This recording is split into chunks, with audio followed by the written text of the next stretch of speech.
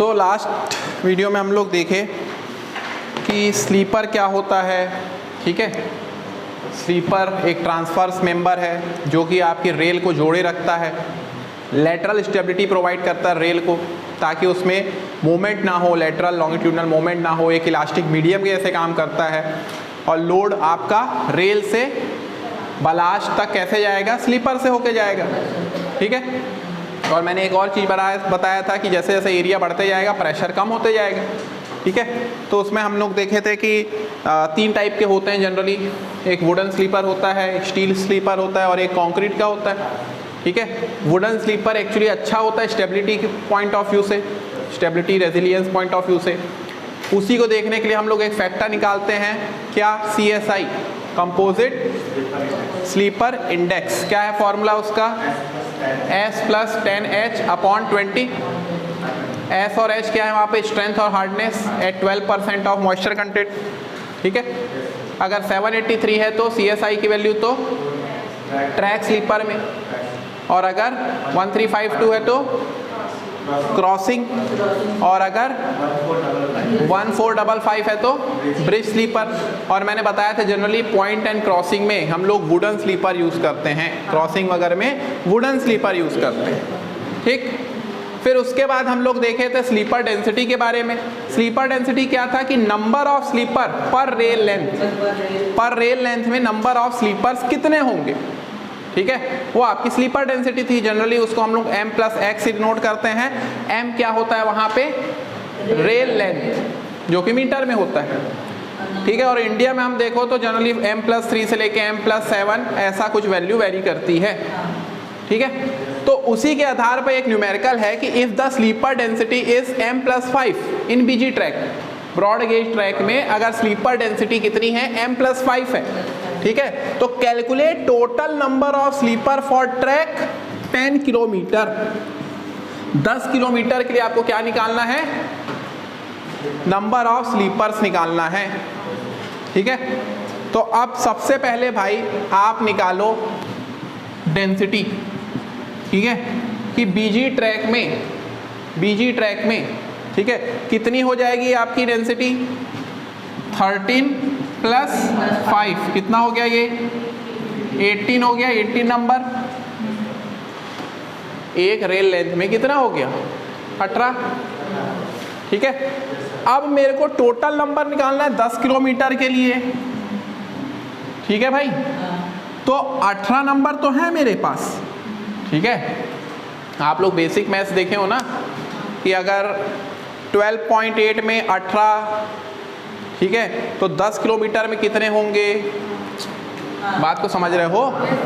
अगर 12.8 में कितने स्लीपर हैं आपके, 18, ये एक रेल लेंथ है। ठीक है, एग्जैक्ट वैल्यू ये है, नंबर वाइज आप 13 ले सकते हो, M की जगह 13 ले सकते हो, मगर एग्जैक्ट कितना है 12.8। अगर 12.8 में 18 स्लीपर हैं तो 10 किलोमीटर में कितने होंगे, तो क्या करोगे आप, 18 × 10 / 12.8 ऐसे ही करोगे ना यार। तो 18/12.8, यहाँ पे 12.8 लेना, यहाँ पे 13 ले सकते हो। ठीक है, × 10, और उसको मीटर में करोगे तो 1000, मीटर में करोगे तो 1000, तो कितना आ रहा है भाई, 14062.5। आई बात समझ में। अब यही 5 किलोमीटर पूछेगा, 2 किलोमीटर पूछेगा, तो इस तरीके से आप निकालो। ऐसे ऑब्जेक्टिव क्वेश्चन बन सकते हैं आपके, ऐसे ऑब्जेक्टिव क्वेश्चन बन सकते हैं। ठीक है, आई बात समझ में, क्लियर। भेजूंगा इसका न्यूमेरिकल एक और बनाना। क्लियर हुआ भाई, आगे बढ़े। ठीक है, तो अब इसके बाद अपन बात करते हैं। ठीक है, ये एक वैरायटी करा दिया न्यूमेरिकल की। इसके बाद अपन बात करते हैं बलास्ट की। किसकी बात करते हैं, बलास्ट। स्लीपर हो गया, रेल हो गया, अब अपन बात करते हैं बलास्ट। बलास्ट तो मैंने जैसे आपको बताया था कि बलास्ट क्या है, एक प्रकार से क्रश्ड एग्रीगेट्स हैं। ठीक है, क्रश्ड स्टोन्स हैं आपके, क्रश्ड एग्रीगेट्स हैं। क्रश्ड स्टोन्स या क्रश्ड एग्रीगेट्स, समझ पा रहे हो? ठीक है। तो जैसे हम परमानेंट वे की बात करें तो परमानेंट वे में रेल के बाद स्लीपर के बाद बलास्ट के बाद सबग्रेड फॉर्मेशन लेवल होते हुए सबग्रेड। क्या मेट्रो वगैरह में बलास्ट होता है? नहीं। वहाँ पे स्लैब में डिज़ाइन होती है, वहाँ पे स्लैब डेक होता है, उस पर डिज़ाइन होती है। वहाँ पे तुमको ये सब नहीं मिलेगा, बलास्ट वगैरह, बलास्ट फॉर्मेशन विड्थ ये सब चीज़ें नहीं मिलेगी। ठीक है। तो बलास्ट क्या है आपका? जो कुछ एग्रीगेट्स आप बिछाए रहते हो फॉर्मेशन लेवल के ऊपर। अब बात आती है क्यों एग्रीगेट्स बिछाते हो? तो मैंने एक रीज़न बताया था ड्रेनेज पॉइंट ऑफ व्यू से, और एक दूसरा रीज़न बताया मैंने लेटरल स्टेबिलिटी। स्लीपर को भी लेटरल स्टेबिलिटी मिलती है, लेटरल स्टेबिलिटी, और ये भी एक इलास्टिक मीडियम का काम करता है। और अब आपके ट्रेन में भाई कैसे लोड जा रहे हैं? इम्पैक्ट लोड जा रहा है, वाइब्रेटरी लोड जा रहा है, तो इनके थ्रू इसको क्या करता है? ये एब्जॉर्ब करता है। इतनी भाई कोई छोटी गाड़ी तो नहीं जा रही, ठीक है, कार वार तो नहीं जा रही, कितनी बड़ी ट्रेन जा रही है, उसमें कितना टन लोड जा रहा है, ठीक है, कितने सारे लोग बैठ के जा रहे हैं, मालगाड़ी जा रही है, उसमें कितना टन लोड जा रहा है, ठीक है, कितना इम्पैक्ट लोड पड़ रहा है, कितना वाइब्रेटरी लोड पड़ रहा है। तो इसको कौन ऑब्जर्व करेगा? आपका बलास्ट। तो लिखो बलास्ट में high quality crushed stone, high quality crushed stone, high quality crushed stone, high quality crushed stone with desired specification, with desired specification, with desired specification placed below the sleeper, placed below the sleeper, sleeper के नीचे बिछाते हैं हम, sleeper के नीचे डालते हैं इसको, placed below the sleeper। ठीक है। और ये क्या क्या हेल्प करता है? It helps for good drainage, it helps for good drainage and some amount of elasticity in railway track, and some amount of elasticity in railway track, in railway track. ठीक है।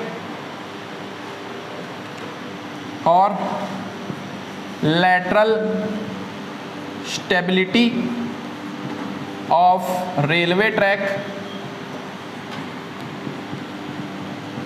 depends upon lateral stability of railway track depends upon ballast या sleeper बोलो, पूरा railway track, पूरा sleeper rail, इन सब की जो lateral stability है वो किस पे डिपेंड करेगी? बलास्ट पे। ठीक है। और क्या करता है ये? एनर्जी एब्जॉर्प्शन,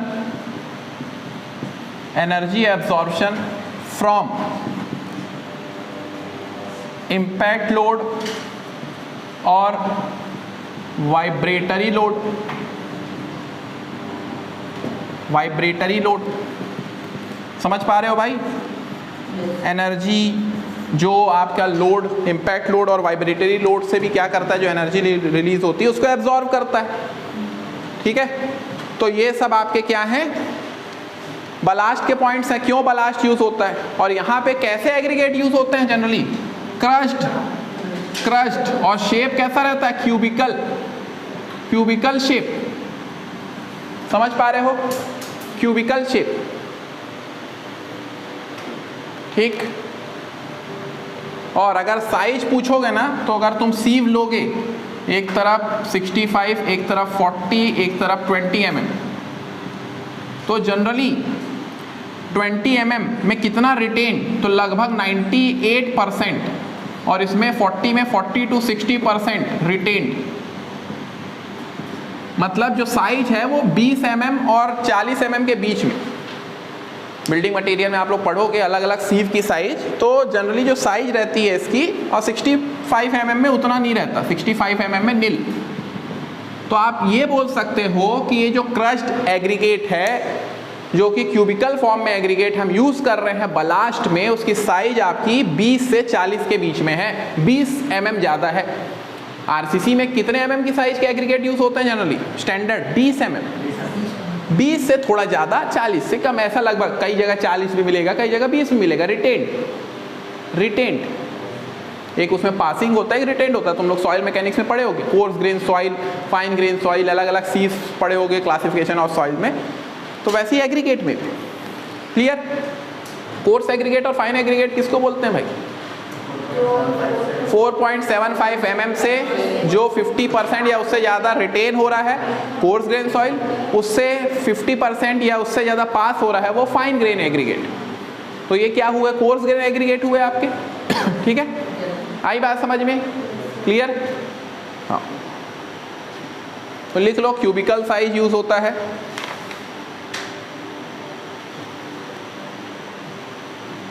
हो गया, लिख लिए?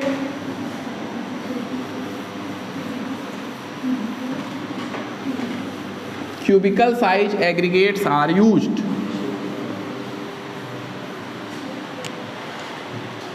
अब एक टर्म आता है बलास्ट फ्यूजन।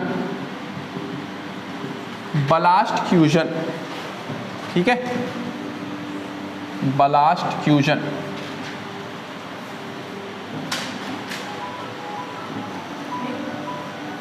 बलास्ट फ्यूजन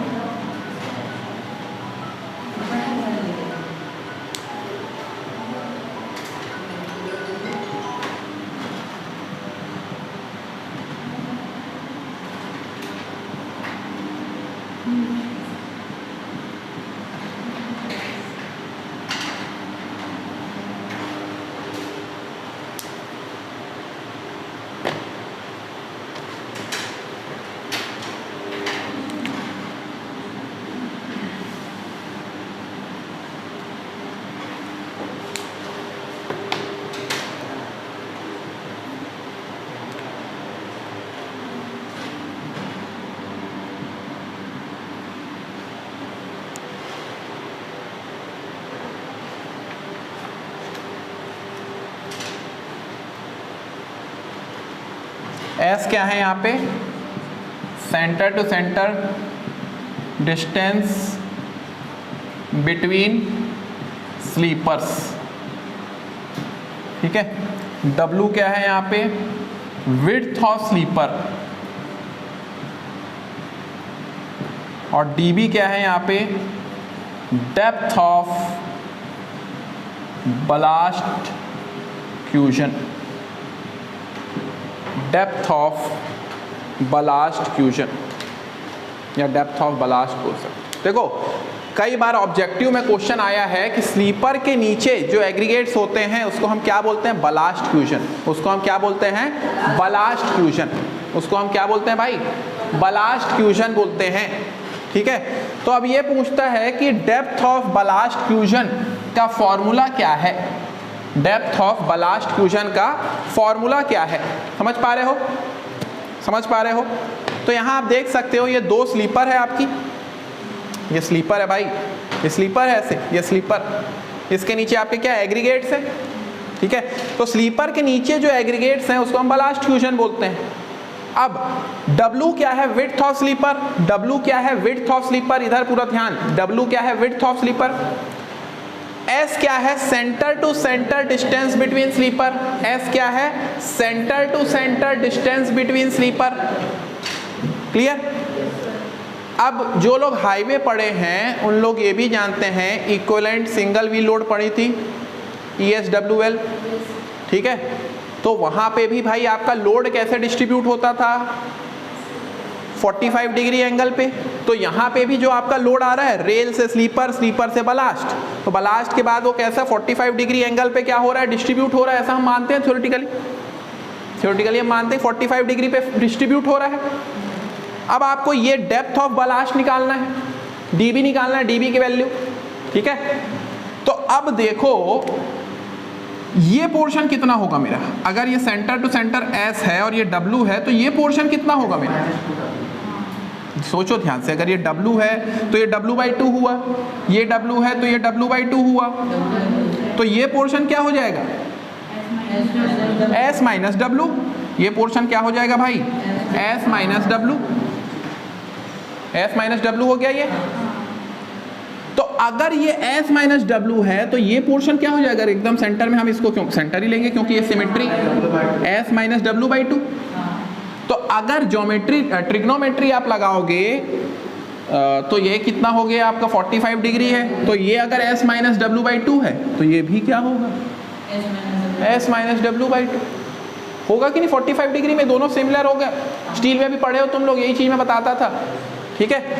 तो with the help of symmetry 45 degree angle के कारण ये क्या हो गया, S माइनस W/2। बार बार क्वेश्चन पूछा है आपसे ऑब्जेक्टिव में कि डेप्थ ऑफ बलास्ट या डेप्थ ऑफ बलास्ट फ्यूजन कितना होता है, S माइनस W/2, ठीक है। और बीजी ट्रैक के लिए जनरली इसकी value, for BG track generally its value is 20 to 25 mm, और खासकर 25 mm ऑब्जेक्टिव में ये भी पूछा है, भेजूंगा आज, ऑब्जेक्टिव में ये भी पूछा है कि डीबी की वैल्यू जनरली हम कितना लेते हैं, 25 mm, बीजी ट्रैक के लिए कितना लेते हैं जनरली हम, 25 mm। हाँ हाँ वही तो लिखा हूँ, S माइनस W/2। अरे ये S माइनस W है तो ये आधा क्या हो गया, S माइनस W/2। तो जब ये 45 डिग्री है, ये वैल्यू और ये वैल्यू सेम होंगे ना भाई, होंगे कि नहीं होंगे, ये और ये वैल्यू सेम होंगे, तो dB आपका क्या हो गया, S माइनस W/2। क्लियर। और बीजी ट्रैक के लिए इसकी वैल्यू क्या हो जाएगी, 25 mm। बीजी ट्रैक के लिए इसकी वैल्यू क्या हो जाएगी, 25 mm। समझ पा रहे हो, समझ पा रहे हो। तो बलास्ट में इतना ही जनरली आपसे पूछता है, ये डीबी की वैल्यू पूछेगा, ठीक है, या ये कितनी होती है, 25 mm होती है, बलास्ट का क्या रोल है, क्या करता है, साइज कितना है, सारी चीज़ मैंने तुमको बता दी। क्लियर, ठीक है। तो अपने को एग्ज़ाम ओरिएंटेड पढ़ना है, रेलवे से उतने ज़्यादा क्वेश्चंस नहीं आते, मगर जितने आते हैं वो हम बना लें, उतना हम जानें। समझ रहे हो, लिख लिए, लिख लिए।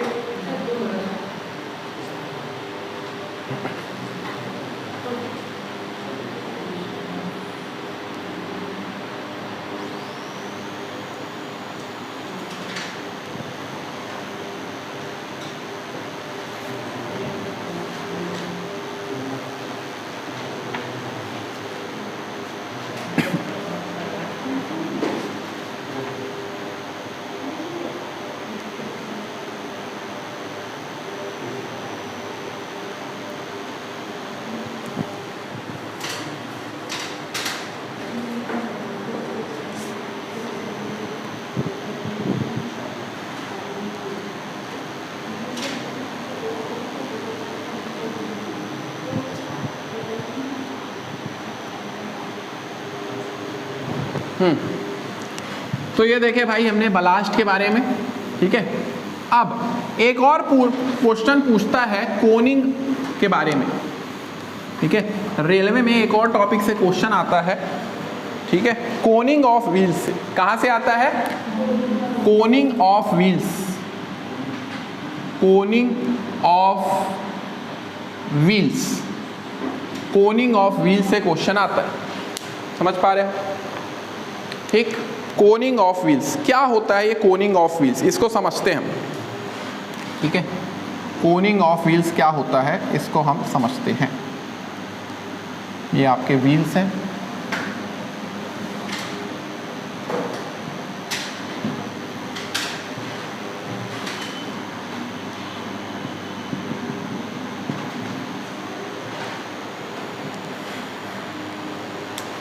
और व्हील्स किसके ऊपर रहते हैं, आपके गर्डर के ऊपर,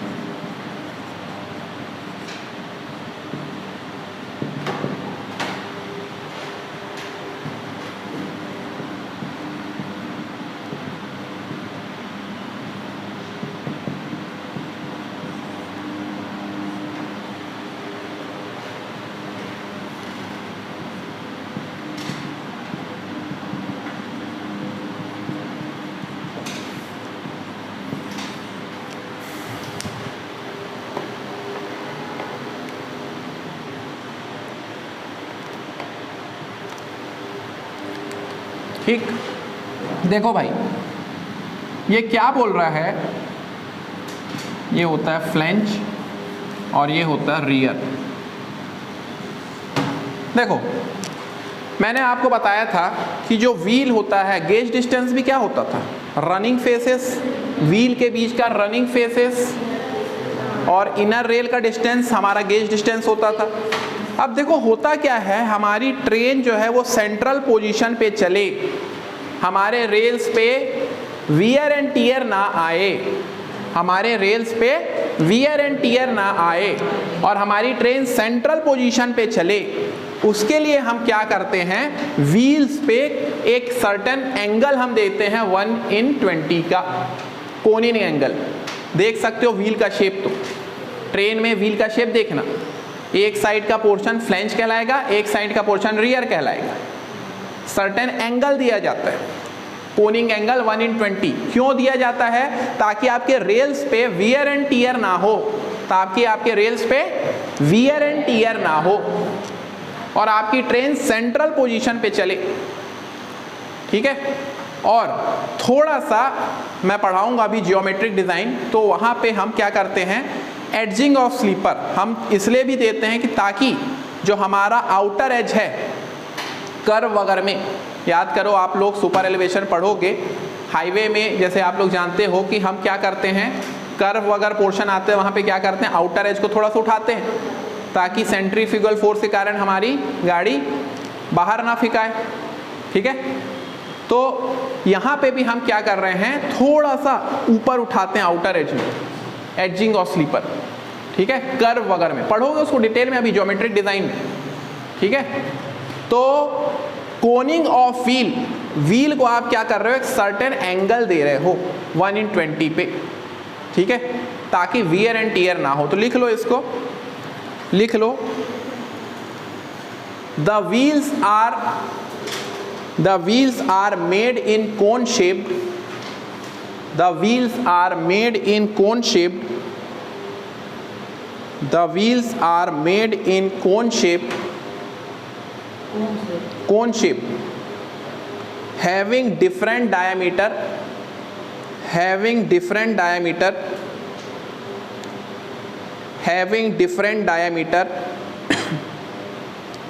at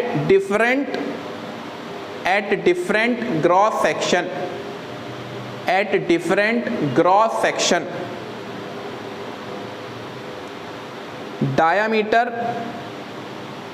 of flange is more than the diameter of flange, दिख रहा है यहाँ पे, diameter of flange is more than diameter of rear, diameter of flange is more than diameter of rear, diameter of rear। ठीक है, next point लिखो, purpose क्या है इसका, पर्पस, और कोनिंग एंगल कितना देते हैं हम 1/20, ये भी पूछा गया क्वेश्चन है, कोनिंग एंगल कितना देते हैं 1/20।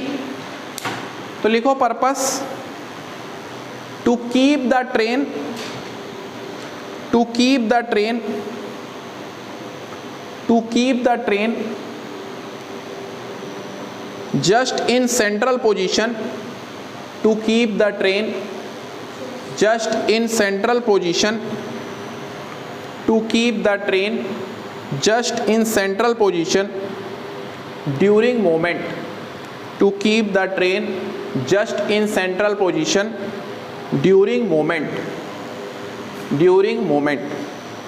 next point लिखो, to reduce wear and tear, to reduce wear and tear of wheel flanges, to reduce wear and tear of wheel flanges, to reduce wear and tear of wheel flanges and rails, of wheel flanges and rails। next point लिखो, to adjust a distance, to adjust a distance traveled by wheels, to adjust a distance traveled by wheels, traveled by wheels on a curved track, on a curved track, on a curved track, on a curved track, when a large distance is required, when a large distance is required to be traveled, when a large distance is required to be traveled on outer track, on outer track due to centrifugal force, on outer track due to centrifugal force, due to centrifugal force। ठीक, तो ये था किसके बारे में? Koenig के बारे में। किसके बारे में था ये? कोनिंग।